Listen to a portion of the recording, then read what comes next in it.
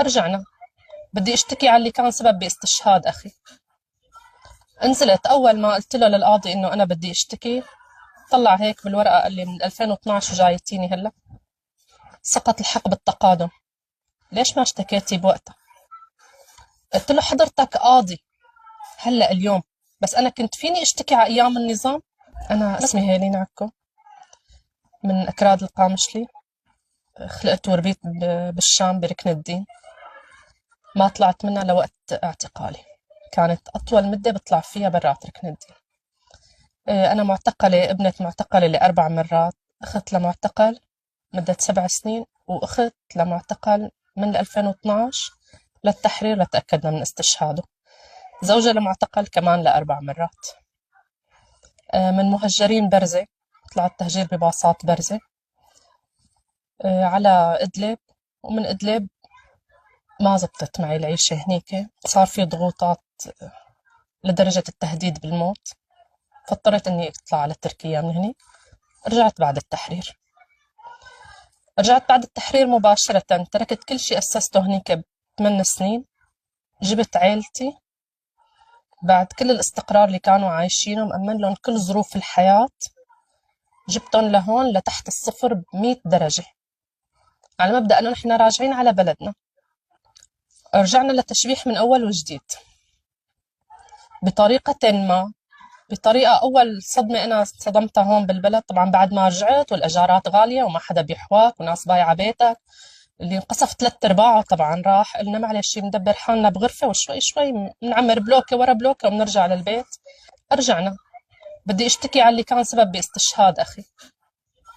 نزلت أول ما قلت له للقاضي إنه أنا بدي اشتكي، طلع هيك بالورقة قال لي من 2012 وجايتيني هلا، سقط الحق بالتقادم، ليش ما اشتكيتي بوقتها؟ قلت له حضرتك قاضي هلا اليوم، بس أنا كنت فيني اشتكي على أيام النظام. مسك الورقة وزتها بوشي، هي أول وحدة. قلت له وقع لي إياها إذا بتريد، أنا بدي أخذها على الفرع المعين اللي بيلاحق هذا الموضوع. أخذتها ورحت على الفرع، قدمت شهادتي اللي هي 1 2 3. هذا الزلمة تسبب باعتقال أخي وابن جيراننا، واعتقالي واعتقال والدتي، واعتقال ملاحقة أختي لدرجة ساعات بين هي طلعتها من البيت وبين الدورية اللي إجت لتاخذها. اللهم صل على سيدنا محمد. عديت له كم شخص يعني بمساحة، بحارة صغيرة ما بتتعدى 100 متر مسافتها. هذا الشخص اللي كان عم يشتغل مع النظام بوقتها ويكتب لهم التقارير ويشهد ويجي يجيب الدورية على البيت ويكون معاهم ويأشر علينا واحد واحد ومو بقناع، لحتى ما يقولوا إنه كان مقنع. شلون عرفتوا؟ سبب باستشهاد 12 شاب. قلت لهم قال بدنا شهود يكونوا شافوه بالفرع. قلت لهم عندي 2 شافوه بالفرع وقت اللي تحقق معاهم. قال طيب بنعمل دراسات. قلت لهم انتوا بس بلشتوا بالدراسات عنه رح يهرب، رح يترك المنطقة ويهرب. وهذا الشيء اللي صار، ترك المنطقة وهرب. روحوا حق 12 شهيد بس بالدراسات. ليش بدك تدرس عنه إذا أنت قاعد بفرع التقارير كانت تنكتب فيه واسم اللي كان يكتب التقرير موجود؟ نحن ما لنا عم نداوم بالفرع، بس نحن بنعرف شو اللي كان يصير.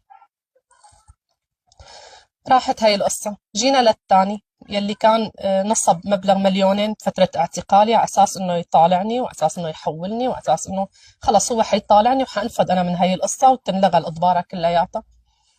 رجعنا لعند القاضي، رجعنا قلنا له هيك، خلصنا الوراق ودرنا وروحوا فيها على المعظمية، وبالمعظمية ما في مخفر أو ما في تبليغ، روحوا فيها من هون روحي فيها من هون. ضليت يومين وعلى الطرقات ومن هون لهون لهون لحتى وصلت للنقطة اللي على أساس في تبليغ. فتنا وحكينا للرئيس المخفر وهيك، قال أنا ما عندي إبلاغ، روحوا دوروا على رقم ولدق له يجي يتبلغ مشان ينزل على المحكمة.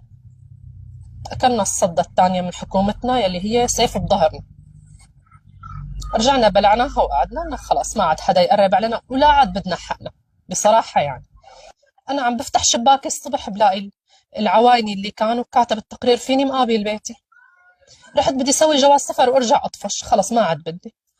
هي شفنا التحرير وشفنا سقوط النظام والله كرمنا بالنصر، بس ما خرج. ارجع من تحت الصفر، ارجع ابني لاطفال صغار وروحهم وروح مستقبلهم. رحنا نسوي جواز سفر.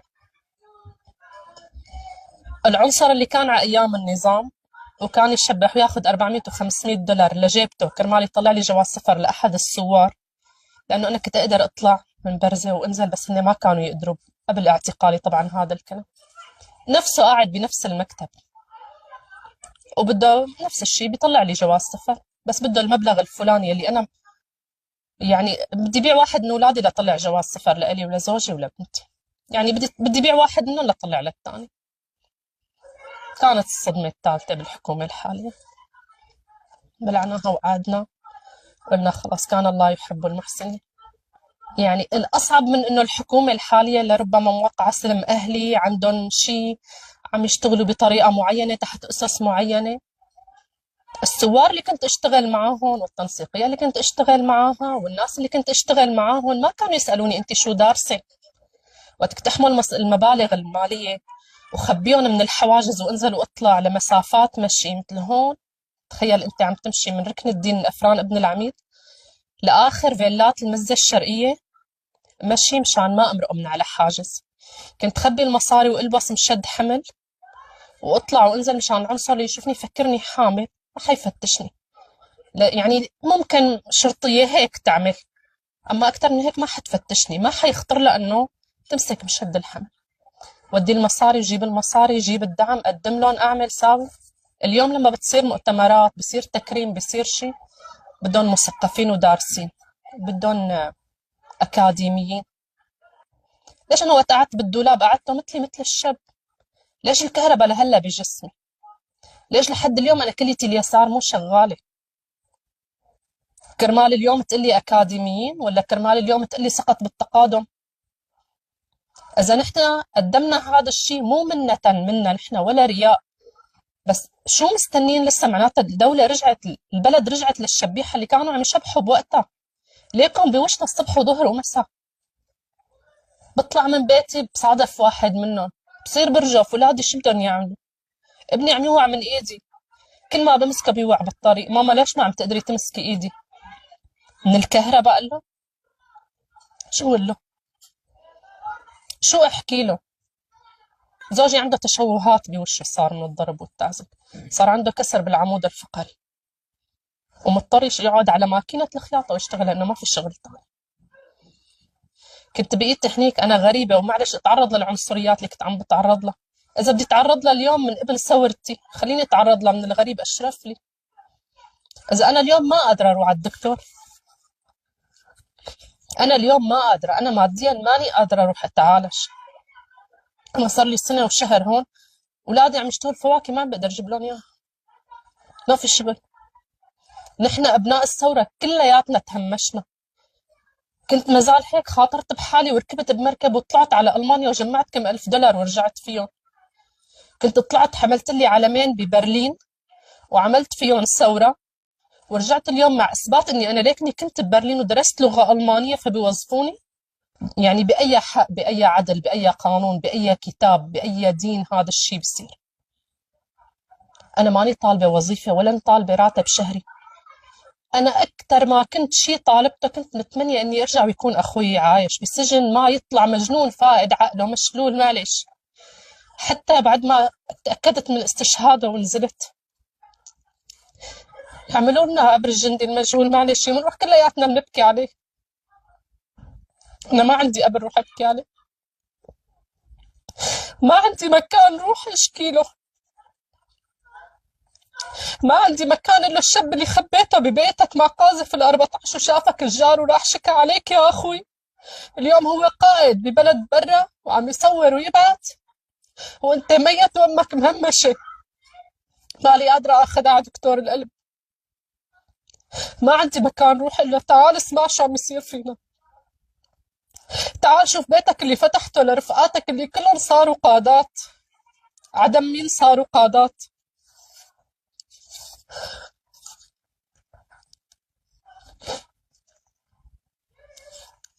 هات عند وزير العدل عم اقدم له اخلاء سبيلي انه انا بدي اشتكي على رئيس الفرع 215، اخذوا حدا منهم انا بدي اشتكي عليه. يعني شلون يعني انت كنتي تشتغلي بالاغاثه بالشام؟ يعني شلون كان النظام قائم بالشام وانت كنتي عم تشتغلي؟ مدير مكتب ولا وزير العدل الحالي. كيف؟ طب أنا كيف بدي أقنعك إذا أنت ابن ثورة عم تهمشني وتلغيني؟ كيف بدي أقنعك بهذا الشيء؟ جبل قاسيون بكلياته من المهاجرين لبرزة، كل شيء بيتضمنه هاي المناطق اللي كانت ضاغطة على النظام، المناطق المحررة محررة، واللي كانت بعيدة عن العاصمة بعيدة. النظام سقط من هون من قلب الشام رغم الثوار اللي اجت، مع احترامي كله لإلهم. انتوا اجيتوا من برا، اجيتوا واقفين على رجليكم. هون العالم ماتت من الجوع، ماتت على دور الخبز وماتت على دور الرز وماتت على دور البصل. صندوقهم لا تهمشون لإلهم. انا ما بيهمني راتب، ما بدي اليوم راتب. يمكن حتى هلا اذا بصح لي وظيفه انا ما بدي اتوظف، بس انا بنفس الوقت ما بدي الحق يروح. ما بدي ام الشهيد واثنين وثلاثه واربعه تقعد تبكي ما تعرف قبر ابنها وين. روحوا على لجنه السلم الاهلي بيقول لك الدي ان اي غالي، ما عم يطلع بايدنا نعمل شيء، بالدور عم نمشي. اي دور؟ صرنا سنه وشهر بعد التحرير. قولوا لي عن شهيد واحد عرفتوه لحد اليوم، واحد بس انه نحن عرفناه وبردنا قلب امه اللي عميت وهي عم تبكي عليه. قولوا لي عن طفل كان عمره سنه واليوم عمره 15 16 سنه، حاقد كل هالحقد على النظام القديم، ما يجي يحقد اليوم. كيف بدي اشرح له لهذا الطفل انه انت ابوك بطل والحكومه مهمشته؟ ما انا معترفه فيك بطوله. اقسم بالله العظيم في بنت كانت معي بال 215 قبل ما يطالعوها بيوم، بس لانه طلعت بنتها من الكسوه اخذتها على المشفى الميداني وهي قسما بالله ما بتعرف شو يعني ثوره، ما بتعرف. هي المخلوقه شيء اميه، لا تقرا ولا بتعرف اي شيء. اخذت بنتها على المشفى الميداني لانه هي مفكرتها مشفى مثل بقيه المشافي، ضربها ضربه واحده بكرباج الكهرباء، فتح فخذها بعمق 4 أصابع لهون، فاتت ايدنا للعظمه دقرت. هاي المخلوقه مين بده يرجع لها حقها؟ اليوم عم تشتغل مستخدمه مدنيه بمعظميه الشام. هل بيرضى واحد من المسؤولين اليوم بالبلد اخته تكون محلها ولا بنته تكون محلها؟ في ناس بالحكومه الجديده ايه قدمت وضحت وراح عدد شهداء بعائلتهم اكثر من ما تبقى من عائلتهم، بس هدول لازم يكونوا صوتنا، صوت الناس اللي تعبت وعملت وساوت وضحت. الموضوع ابدا ما مادي، بس الموضوع انه انتم تسندوا العالم هاي لبين ما الدوله توقف على رجليها. رح يكونوا اكبر عون هدول العالم مثل ما كانوا عون للثوره، رح يكونوا عون للدوله ورح يكونوا مدافعين عن الدوله ورح يكونوا السند الاكبر للدوله، مش اكبر حدا بيحاول بعدين يتعرض للدوله. بس لما بده يتهمش انا ويتهمش غيري وتتهمش الثانيه، نتهمش كبنات الثوره ونتهمش كامهات معتقلات، نتهمش كزوجات معتقلات، صدقا اذا بصير شيء ثاني بالبلد يمكن، مو يمكن، هي انا فكرت فيها ورحت لنفذها واطلع من البلد، خلص ما عاد بدي. وغيري انا متاكده كتار اللي ما عاد بدهم. انا ما حدا سالان عن خسارتي، انا مخلوقه لا دارسه ولا معي هالشهادات، يعني ما عاد حدا يعترف بالاعداديه اللي معي.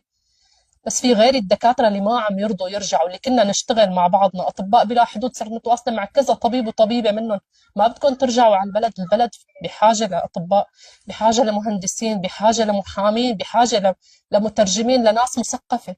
يريدوا وين نرجع؟ الشيء اللي عم نسمعه ما بحبذ العالم إنها ترجع. يعني وبعدين اليوم همشتوا، بكرة همشتوا، وبعده همشتوا، وبعدين